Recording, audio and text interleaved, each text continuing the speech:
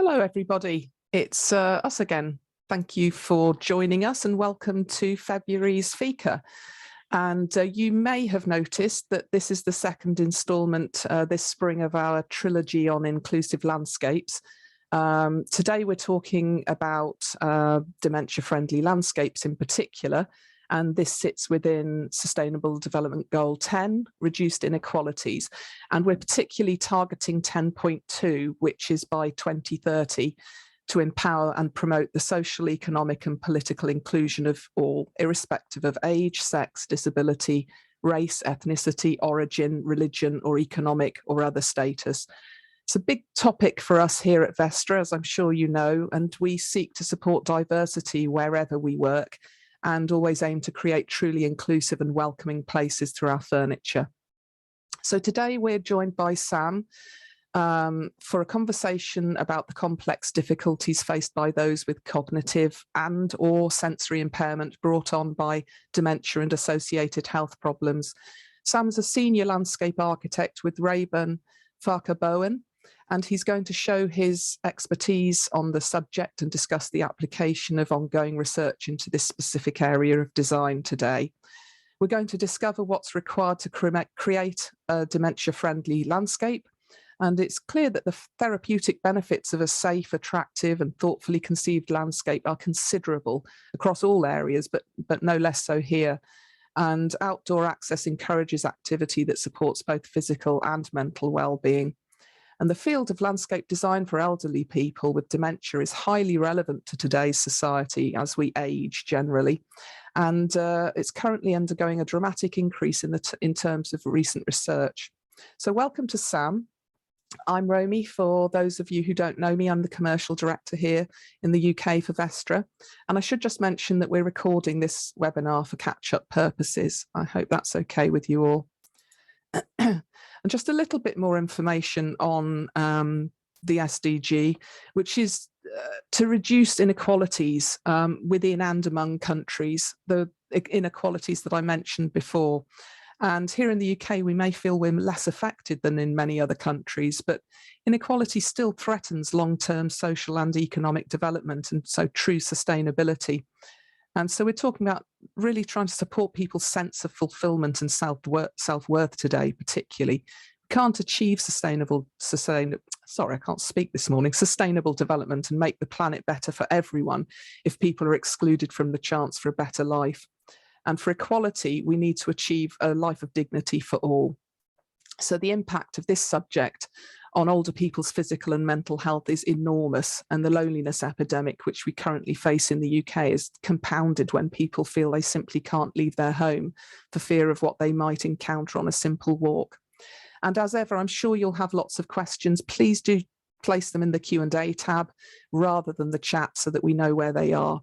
That would be really helpful. And thank you. So over to you, Sam. I'll stop sharing and disappear. Thanks, Romy. That's really good introduction. It really sort of hits on why we do the work that we do and what our kind of approach is towards making landscapes friendly for everybody. I am going to share my screen. That's great. And I shall disappear to leave you to it temporarily. So thanks everyone for coming along here. And thanks to Romy for inviting me to have a chat about design for people living with dementia. This is also including a general look at how universal design can help everybody in a space.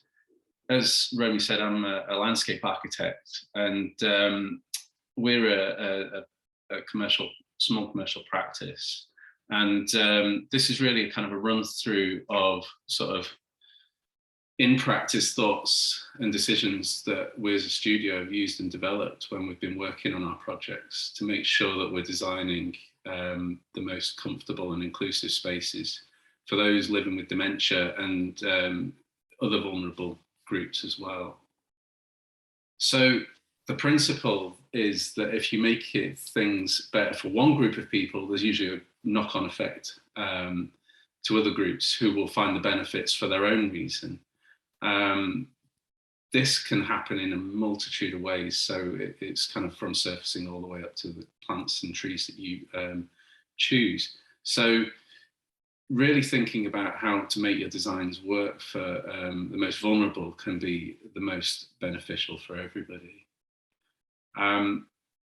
The first thing that I think I really want to talk about is to try and stop singling people out and design your external environment spaces so that everyone's on the same path.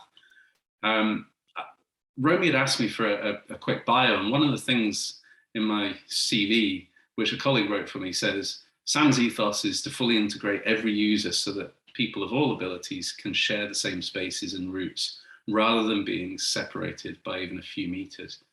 And going over that, I really thought about this and how that applies to the design that we undertake, and how often I've spent hours mulling over something, a problem, a design issue, where striking the balance between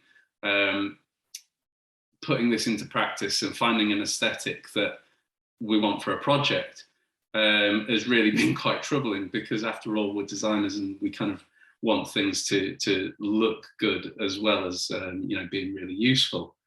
And sometimes we just want it to look quite pretty, but we really need to make sure that it functions on both of those levels.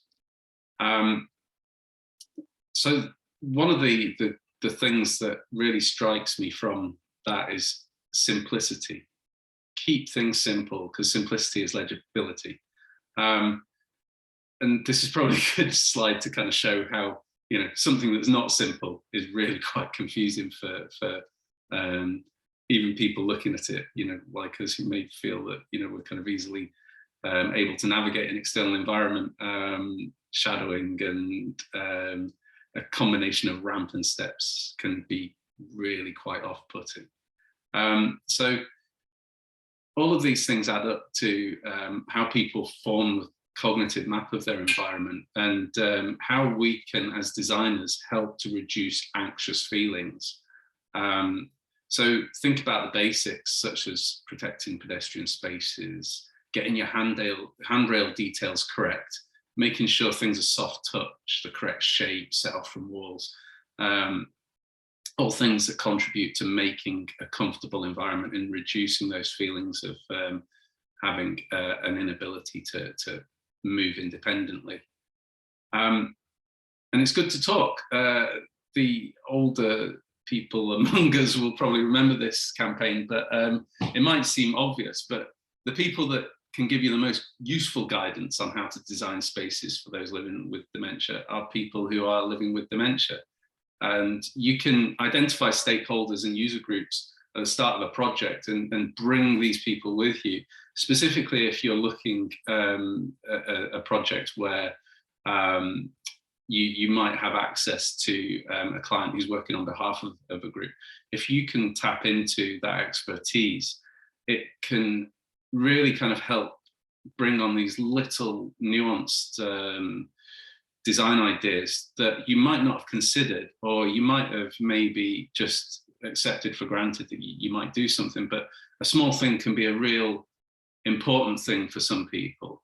And the earlier you get these people to buy into your project, the more excited it will be, and you can foster relationships and ownership of those spaces and environments once they come into use. Because ultimately we do a project or a job for a short period in the lifespan of what it might be in use, and really the end user is the kind of most important person in the process. So it's useful to show you're working out and to test that with your stakeholders, people who are going to be using it. And this means just talking and presenting to people with dementia, living with dementia, about the design, and making sure that you get the input before it's built, so that you can adapt your design to their need. It can take quite a bit of time, but it's time invested in the front end. And it's important to state this as a case to your clients that, this is a really key part of the design process. And if you can record your interactions and use them to benchmark at a later date, it really sort of adds weight to that initial process. When you are talking to people, and this kind of is sort of universal, many people, I mean, those among us here today might, but many people don't really read 2D plans that well. So what can be quite nice for you as a designer, where you spend a lot of time drawing something, can be pretty illegible to others. So going between something that is, you know, a kind of a plan that's drawn up with CAD, you know, that has got a lot of detail in it, to a simple sketch where you don't need a photorealistic kind of representation, but just a hand-drawn sketch can be really effective. And think about ways that you can show this in a kind of a before and after. So there are simple tools available that you can bring life to your designs and allow people that kind of real ease of seeing how their spaces will change, what the before and after might look like. And we've just created this one with After Effects, and there are other GIF creator softwares that you can use that are free. So continue that legibility through to your design and give people ways to interpret their surroundings. Sense of planting serve as really, really good memory triggers. I always think of this as the Anton Ego effect from Ratatouille, where the guy is kind of, you know, sort of forever sort of grey and you know, unenthused about life. And they cook him this ratatouille, and it immediately transports him back to his mother's dinner table. And it's that fond memory that, you know, might just sort of ignite something that people can remember, but also it allows a way of orientating yourself. So being or meeting at the centre of something, you know, if you'd say, right, well, let's go and sit near the lavender, that's a place that I like to be, or a way to speak with others and to meet friends. And you can do this with other elements as well. So feature trees to identify locations, such as the entrance to a park or a building, can really help. We're currently doing this with one of our projects in a town where we have a feature tree at the front of the building, which actually can be viewed along the street. It will end up just sort of poking out, so that when somebody is coming along the street back to their supported accommodation, they can just visually pick that out amongst, you know, what can be a quite sort of a hard streetscape. Planting can really help to sort of bring your designs alive as well. And planting in groups can really maximize that effect. Somebody explained this to me when we were talking with people who live with PTSD, that a wall of sound technique really makes a big statement and separates sense and colours. For the most benefit to people navigating through landscapes. So some people may, you know, as they age, or people with other disabilities may end up having sort of sight or smell issues, and making big clumps of these areas of planting can really give that powerful effect. And this leads on to the more colour coding within the landscape, and thinking about signage. So it's really helpful for some people that signage is consistent. And one of the things that we have kind of come across is not trying to reinvent long-lasting and tested symbols. So easily identifiable symbols, such as, you know, people walking or cycling, simplicity, again, going back to that concept at the start, is really key. And for example, the disabled badge holder parking symbol is a reassuring way for people to navigate back to a place where they might have come from, or a point that they can easily identify. So think about how your signs work together, and how the colours make them identifiable to somebody who may need that extra bit of help. And there's some great works on signage that's dementia friendly. The Dementia Services Development Centre, which is actually here in Stirling, where our studio is based, give great guidance on this. And on a recent project, they asked us to consider inside-outside spaces to make the signage consistent across the project. So it's clear that you can navigate from inside your home out into the garden space and back again, so that there's a single system right the way through the design of the project, which I thought was a really nice story to kind of add into our work.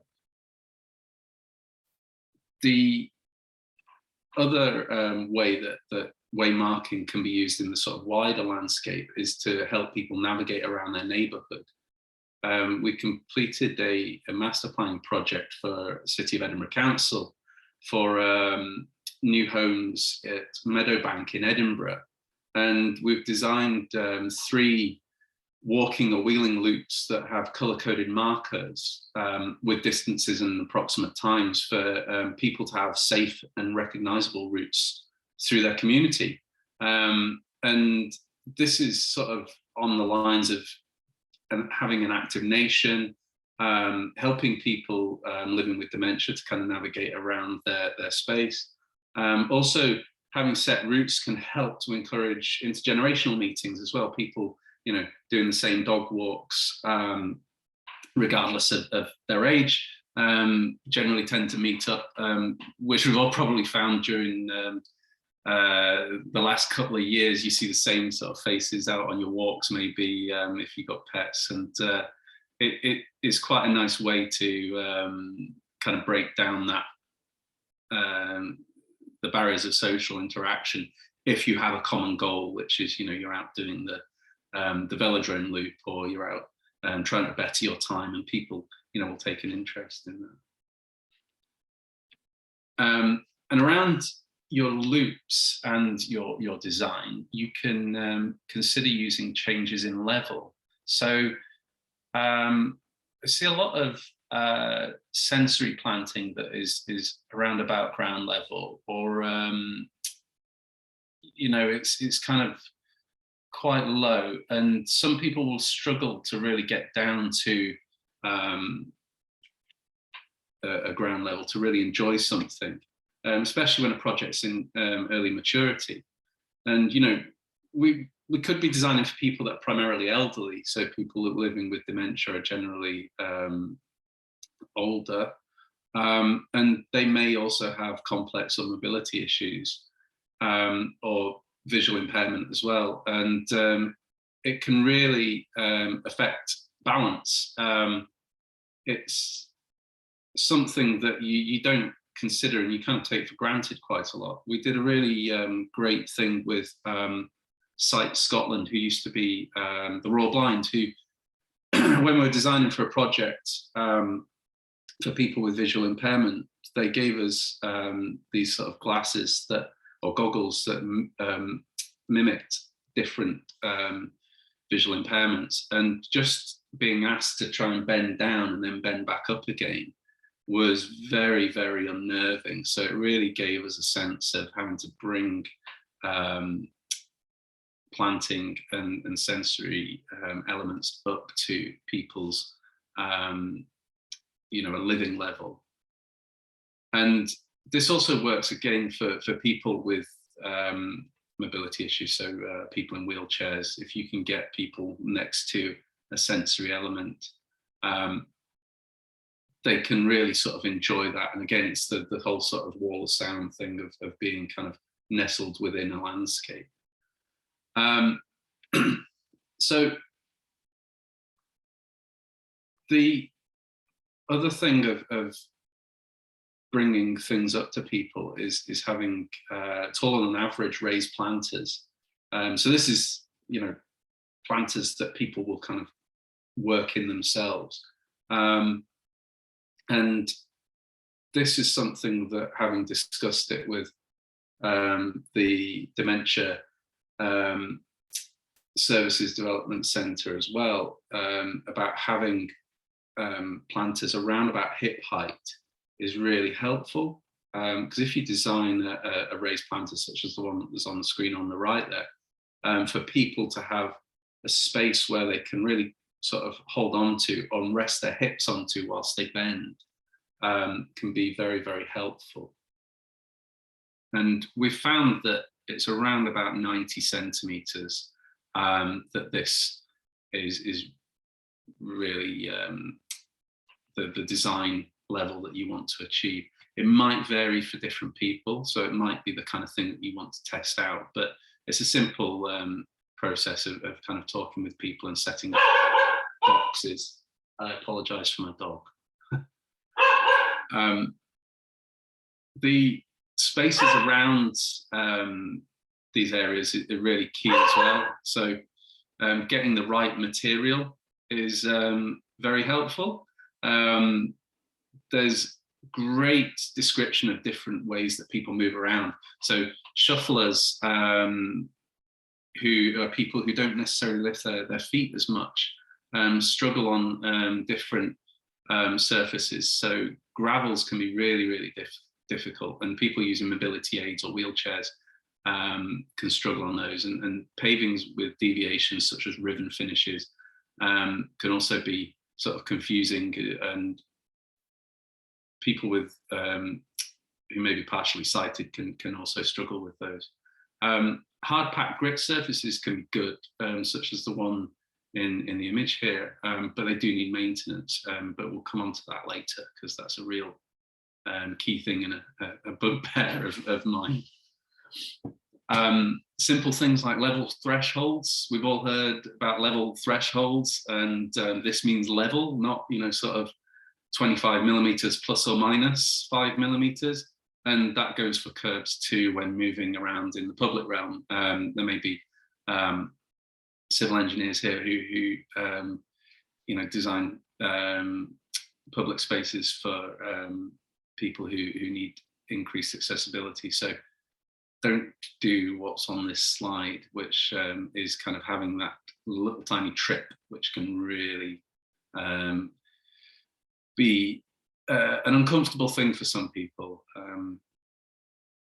And actually, the last slide is kind of useful in highlighting this. So light reflective values of where that curve is, and thinking about the elements in your design palette and how the light reflective values work together. So stop being precious about your promo picks. I know we've all done it, but having your brushed stainless steel bollard onto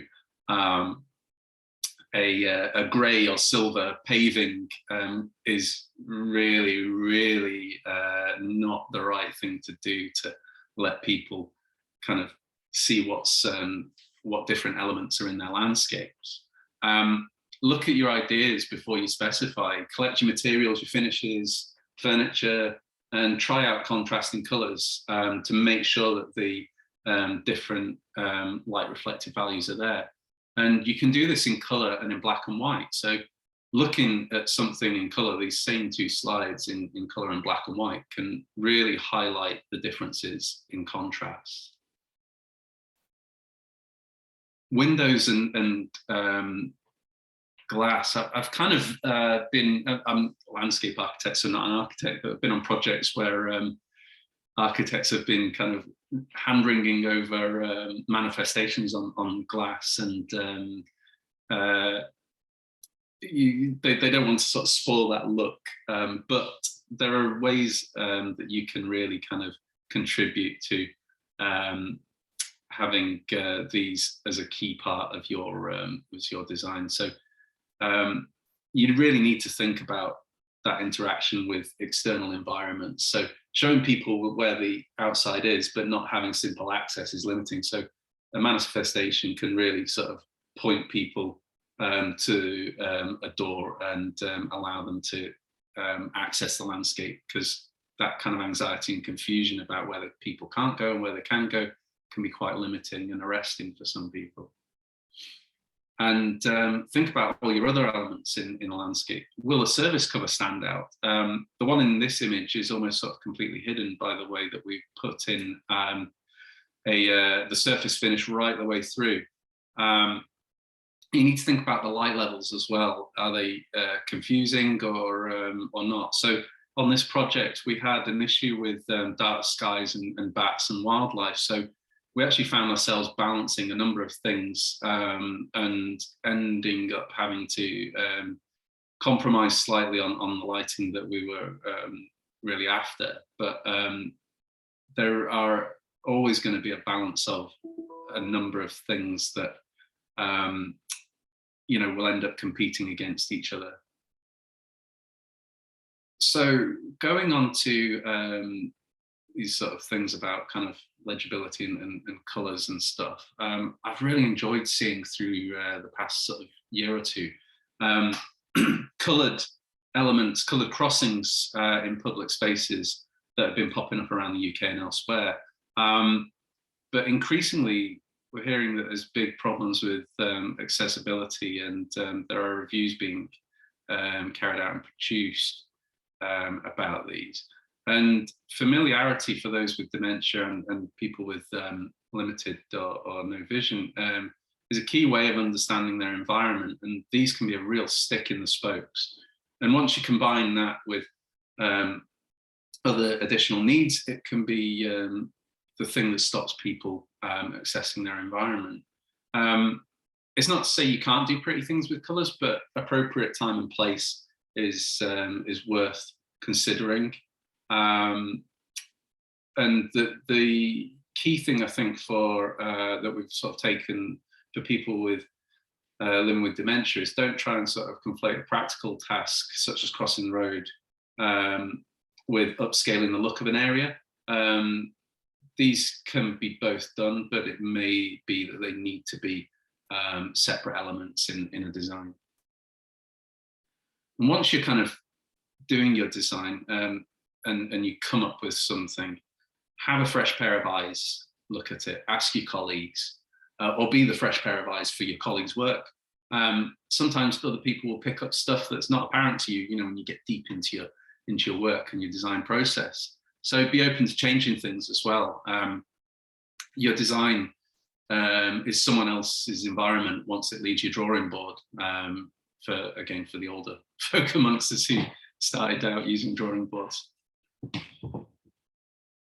So going on to how to make things more comfortable in your designs.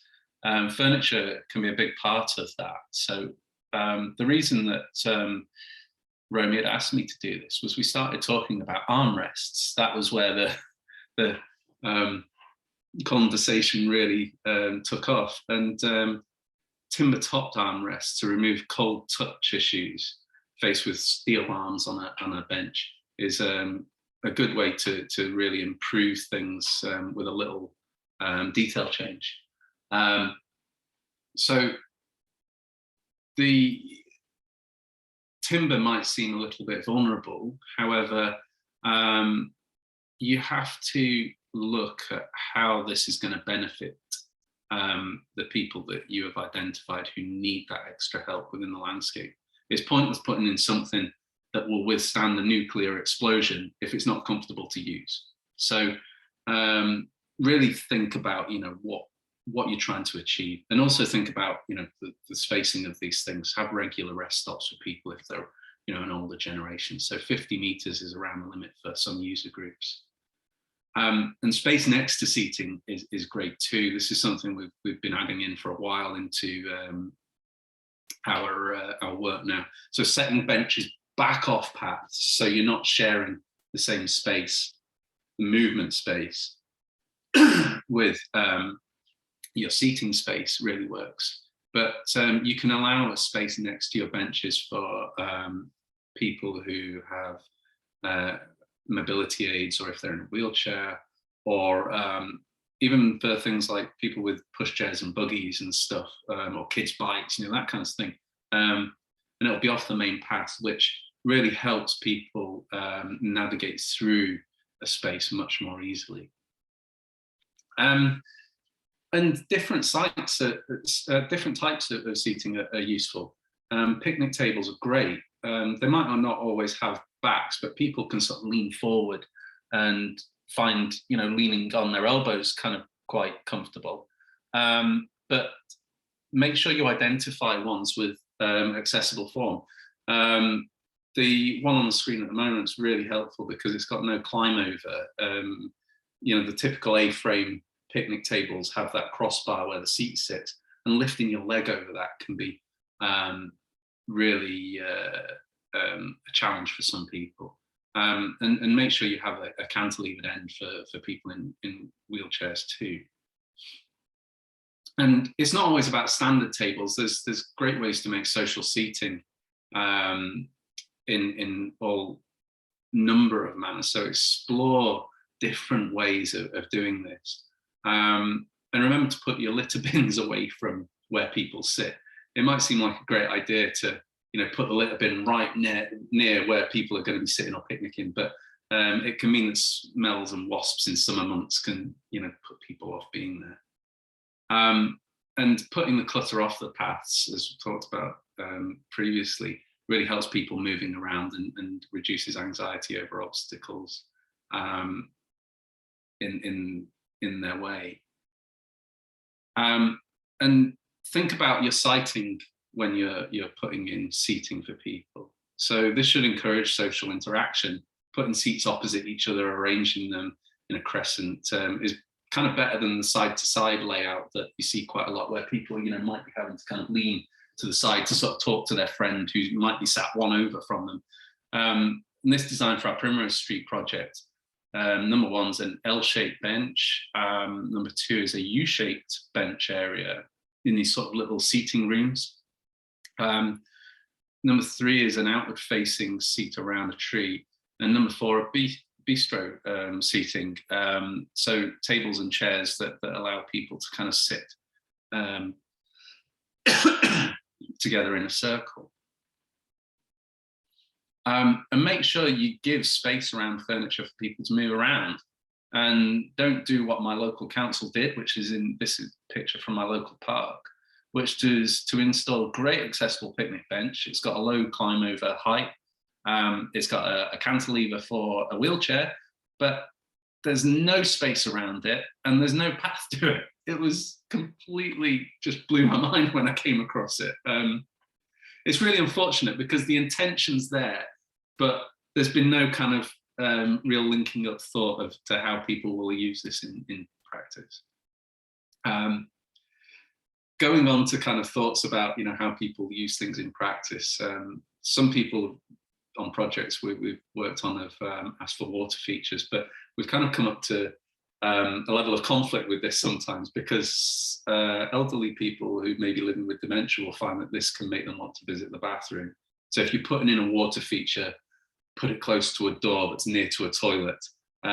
This was a way around appeasing sort of two different sides of a kind of a user group, some who didn't want it at all to others who were really keen on having it. So having a way to kind of make it so that it was accessible, but also near to a toilet so that people could nip in if they found that was happening. It's a funny thing to talk about, but it's a practicality. And it was the difference between having one and not having one at all. And you'll see on that slide that the pink door framing was a way to orientate people, as we're talking about with signs and colours previously. Options are great too, but they have to be quite nice and clear. Sometimes you want to sit with your friends, sometimes you want to be in the sun, other times shade. This was our design for the Hawkhead Centre in Paisley. And the garden has 4 distinct areas. So number 1 is the terrace, which is hard surface. 2 is sensory garden. 3 is our growing area, and 4 is the wildlife area. So the gradation kind of, as you move away from the building, the garden becomes less formal, and provides for as many kind of the user group as we could really look to accommodating in our thoughts. And one thing we had was thinking about those shady spots. This is a project in Larbert Woods. So having a shady spot for people to kind of sit and be out of the sun is helpful. And when I first graduated as a landscape architect in Scotland, shade was a bit less of a consideration. Probably more is down south. If I'd have gone to a different university, that might have been a bit more of a consideration. But we do have changing weather patterns, and these things need to be addressed to give people the ability to sit in or out of the sun. So plan for different people using the space. Moving on, I kind of talked about it earlier, but we always kind of have practical projects where there's loads of money for capital works, but revenue costs being allocated to maintenance it can be a little bit woolly. So we get asked for kind of zero maintenance, maintenance free, etc. In my view, these things don't exist. So think about how you are going to present this as needing to be maintained. It's no good doing your great design and then going, right, on you go. And then it just falls into being a unloved space. Can you involve your stakeholders in that maintenance? Gardening is a great way to bring people together, and it requires relatively little skill with the right direction, and can contribute to physical and mental well-being. There's also social interaction opportunities. My wife actually works in a school, and they have these outreach programs where they take kids along to care homes, nursing homes, etc. Being in a garden space, an accessible garden space, can really help with those social interactions, because they're the kind of things that everybody tends to enjoy, regardless of age or their point in life. I had to put this slide in as well because multifunctional landscapes work the best for everybody. Places that have longevity and have more than one function are really, really key to making sure that our public and private spaces stand the test of time. So look for, people, water, wildlife. Think about the future. Make your designs climate adaptive, as well as catering for people, the most vulnerable users. Once you have got to the point that your work is on site, go back and review it and be honest about what worked and what didn't work. It can be a difficult one sometimes, but self-reflection is something that we as humans do fairly regularly. So go back and take your pictures, look at it in black and white. This is the image that I showed earlier on, and you can see how seeing it with a kind of a clearer distinction. With this one, I was quite happy with the way that it shows the path is quite clear in terms of the contrast between that and the planting. And choosing not to have an edging was something that we did to really kind of simplify that border between the planting and the pathways. So the last thing that I really want to say is, don't always think that you've completed your learning on inclusive and dementia-friendly landscape design.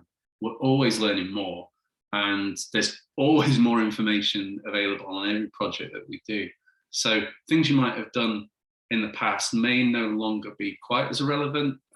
So keep an open mind about starting from the point where you look at it with a fresh pair of eyes, and you're willing to kind of not just churn out the same stuff. Talk to the experts, people who are researching design for people living with dementia, and they do it on a daily basis and get their knowledge and input. The Dementia Services Development Centre, as I said, are a great help on any project. And we've also, because I'm up in Scotland, we've also been working with the Mobility Access Committee, who are great in providing their support for a design for a project. So I hope you enjoyed this. There's clearly loads more that I've missed out, but it's really tough to fit into a short presentation. But if you want to chat more, then you can get in touch through the channels that are on the screen. And thanks very much. Thanks, Sam. That's brilliant. I feel like we've all really heard from an expert today. I know you feel that, you go and talk to other experts, but that's been really useful. I'm sure everybody will agree. And it's made me think I need to do a bit of rewriting on our inclusive landscape CPD, which covered an awful lot of that. And I get people squinting to see the light reflectance values on the photos. So that's really helpful. Thank you. I'll just share my screen again and we can get cracking onto the question stage, which we've got a couple in now. If I just bring up, oops, get that on. Just put that on in the background, I think. So we had a couple from Stephen and Amy. I'll start actually with Amy. Amy's just said that was fab.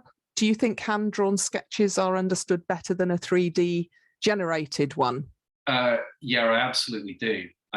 One, because I much prefer doing them. And I think that they can be a lot friendlier. The photorealistic stuff's kind of useful sometimes, but it takes quite a long time. It's quite intensive labor-wise, whereas when you're kind of thinking about designing something, I kind of have figured out that I do most of my designing in 3 dimensions in those little kind of vignettes that I've kind of shown on the screen. And I always think back to when I was a kid and Usborne books, where I had had one which was Hercules. I think I still got it in the loft. And they had these things like, where you could see through whole villages, and it just gave you that immediate understanding of where this guy is, what the scale of that is, what is going on over there. So yeah, and the other thing is you can sort of do a little hand-drawn sketch in maybe half a day or something, whereas, and you might not feel as attached to it. We all get sort of emotional attachment to the stuff we produce. So yeah, kind of see it as a tool and don't worry too much about chucking it away. No, exactly. I think things have moved on and then moved back a bit, haven't they? And I think that hand drawing skill is still really vital. And Amy also asks, Meadowbank is car free or very low car, I think. Yes. Assume that really helped with safe routes for pedestrians.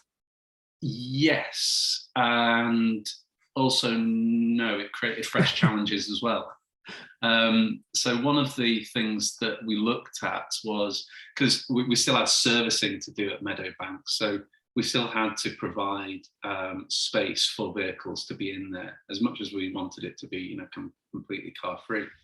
And we still had accessible parking bays. So creating streets that had 2 zones in them was the way that we did this. So the whole street design is consistent, but there are protected zones through the use of furniture, tree planting, etc. And that side of the route also featured a tapping edge for people with visual impairment as well.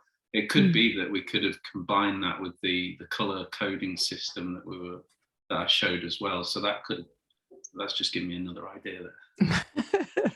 As you say, it never ends. Yeah. I've got a challenging one potentially from Stephen. I think it's a big question. You can all see this, but working with users in order to co-create is brilliant and the right thing to do. Have you any tips, excuse me, to avoid consultation fatigue, recognizing that engagement and consultation is not the same? So perhaps we're talking about engagement fatigue here.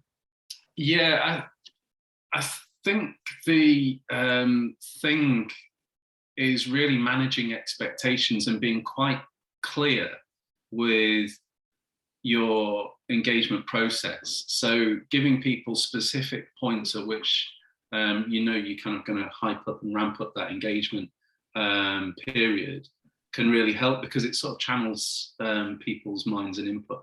And also recording what was said. So spending a bit of time to look at your outputs from that, making sure that you share that with everybody as well. So there's a sort of an agreement on what was said, who said it, what will be done about it as well. And the other part of that is when you go on to the next sort of stage of your design process, doing a you said, we did, and really putting it in kind of quite simple, obvious ways is helpful to kind of show people that you have those three parts of the process. There's the kind of the engagement side of things, there's the kind of writing up an agreement of the report side of things, and then there's the outcomes and how you've incorporated, how you've changed. So it's about being open and honest with people. No, it's a good point. And Stephen also talks about well-recognized established symbols, and it makes me think actually about toilet signage. He's talking about a conference with a new Swiss office where ladies and gents symbols on the toilets were very different, and people were looking at them to wonder, I guess, if it referred to them. And I remember hearing about women with dementia wearing trousers, looking at signs, and there's a very evident lady in a skirt and a gentleman in trousers, and not being able to recognize themselves in that just as a symbol. So it's incredibly complex, isn't it, this subject? Yeah, it reminds me of there's an Edinburgh pub, and took a friend there once who's from England, and the toilets are signposted as quines and loons. So these are kind of colloquial names for men and women, and he had kind of no idea. He's like, which where do you start? So that kind of is a sort of a bit of a difference to dementia, but it really highlights that, once you take away those instantly recognizable, descriptions, it can really change how somebody can navigate, with immediate effect. And you lose, even, that would throw me, and I would lose independence. I would have to go and ask somebody to take me back and point me to the correct one, so it's for all of us, isn't it, in the end? We haven't got very long now, and I know you'd like to speak about the next few slides in a moment. So we've just got about 7-8 minutes left, so we don't run over, hopefully. But I just wanted to round up today and hope that this has really helped make SDG 10 come to life a bit, and many of you listening can see ways that you could work to address these everyday inequalities. That's really very much the purpose of this Fika series. So making it more tangible and enabling you to make a difference in your own roles, that's really behind everything that we talk about. But I'll hand back to you for a couple of these slides. If you'd like me to, Sam, I think it would be best if you explained what these are for, if that's okay. Yeah. So another part of my day job is that I'm an ambassador for the Architects Benevolent Society, and I imagine there's a few people on the chat today who may be covered by the reach of the Architects Benevolent Society. You go on to the next one. So the Architects Benevolent Society, when I first started, I thought they were just kind of, giving cash to kind of widows and widowers who, whose partners had died years ago, and they just doled out a monthly living wage. But it's really kind of not that old hat thing that I kind of, had in my head. And also, you just think it's for architects. You go along to one of these award dinners and there's an envelope and you stuff some money in it and off you go. But they actually cover architects, landscape architects, architectural assistants, technologists, families, students, and just recently employees of architectural practices who have worked there for 2 or more years. So For example, our second longest running member of staff is our studio manager, and I thought it was a great thing to really recognise that there are other people in our architectural community that have careers with us. So it really sort of opened that. If you can go on to the last one, that'd be great. And the ways in which they can help. So yes, there is the kind of money and debt thing. Mental health and well-being has been a really big part of their offering recently. And they have a partnership with Anxiety UK. They can help with job support, physical disabilities. They give great advice and support. The people there are really, really nice. So, and housing advice from shelter, but really do, if you find yourselves needing that extra bit of support and don't know where to turn, give them a shout. They are absolutely lovely people, and not the kind of stuffy old hat sort of charity kind of thing that I first expected. So I'm not sure I'd have continued if that was the case. So please, you can either reach out to me or directly to them if you need a pointer. And yeah, they are great. No, thank you, Sam. I think that's really important, and it's a great opportunity to get the word out, I think, to a broader audience. Hopefully, most of the people listening, I'm sure, are kind of covered, fall within one of those categories. So yeah, please do bear that in mind if you're struggling in any way. And we really are coming towards the end. If anyone's got any burning questions, now's your chance. We've only got about 4 or 5 minutes left, so get them into the Q&A. But I'll just carry on and finish off a little bit. I think hopefully most of you have signed up for our newsletter, but if you haven't, you can find it on our About Us page. Please do, because then you'll be kept in touch about everything that we're up to, including Fikas, and how we're using design as a tool for change. So there's lots more that you'll find out as long as you're receiving that newsletter. And also our social media, obviously, Instagram is probably your best one, but we are on most of the platforms. And again, we cover most of the topics that we talk about more broadly in Vestra, but also in Fika, if those are of particular interest to you. And finally, this is what's up and coming. We're going to go to quarterly Fikas after next month, so we'll keep you updated with our plans. But next month is the third of these inclusive landscapes SDG 10 Fikas, and we're going, I think, from one sort of extreme to the other, if you like, from dementia and maybe more elderly people today. We're talking about the youth of society next month and how they are excluded, and probably more deliberate, maybe less unconscious, but talking particularly about the imbalance of facilities for girls in parks and skate parks, those sorts of facilities. And we have an expert skate park builder who has a Norwegian background, which is interesting talking. So all of the sort of things that are done to prevent young people sharing our public realm we'll be discussing next month. So that'll be an interesting one as well. And June, we're hoping to come live from a very new event in Brighton called Footprint, which is all about carbon and sustainability. So we need to do a bit of planning on that, but we'll obviously let you know. There is something in the chat. Should I just check that out in case? Oh, thanks, Stephen. And thank you to you. Stephen's one of our regulars. I think he might be in line for a bottle of champagne again this year for joining us each month. We really hope you've enjoyed this session, and thank you for giving up a much needed hour of your time. I mean, we know there's a lot of competition for these sorts of events, but very much appreciate you joining us. Don't forget, these Fikas count towards your CPD. If you're an architect or a landscape architect or similar, get that hour down in your log.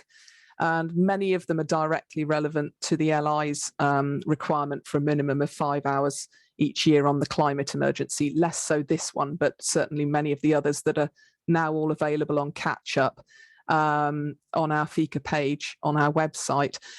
It would be worth, if you're interested in more of this subject, having a look at last month's, because that covered a lot of the things you talk about talked about today, Sam, including the colourful crossings, difficulties experienced in people with mobility and visual impairment. So there's a real crossover there if you want to go and look for that. Please bear in mind our prize. We're taking people to the Plus and Oslo this September, and we'll be doing the same again next year. So the more of these that you join, the more chance you have of being awarded a prize when we draw that out at the end of the year. And you can learn about the SDGs more and how we fit those into absolutely everything we do. And you can see here our more formal CPDs, and actually the final, most recent one, inclusive outdoor furniture, again, touches on a lot of what Sam talked about today. So if you are interested in that, we'd love to give it to your practice, Sam. Actually, I think some reviewing of that would be really useful. So do get in touch about that. And also, if you have any thoughts on steering our later Fikas in the year, the quarterly ones, maybe they'll be live in different places, please do let us know if there are subjects you'd really like us to cover and delve into more depth. But thank you for joining us again today. Thank you, Sam. That was really useful, really interesting. I think one of our most kind of educational Fikas, if you like, so far. Also, thanks to Matt, my colleague, who's hiding in the background, helping out in case anything goes wrong. And have a great weekend, everybody, or go Helg. Bye, Sam. Thanks you again. Romy. See you soon. Okay, bye.